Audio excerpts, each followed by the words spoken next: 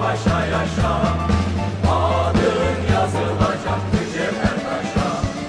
Yaşa Mustafa Kemal Paşa yaşa, adın yazılacak mücevher taşa.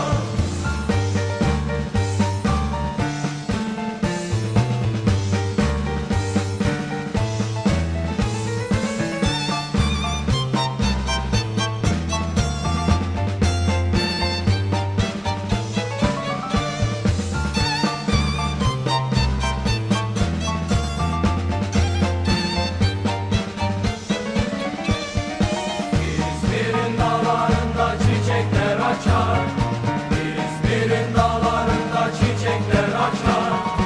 Altın güneş orada sırmalar saçar, altın güneş orada sırmalar saçar. Bozulmuş düşmanlar yel gibi kaçar, bozulmuş düşmanlar yel gibi kaçar. Yaşa Mustafa Kemal Paşa yaşa, adın yazılacak mücevher taşa. Yaşa Mustafa Kemal Paşa yaşa.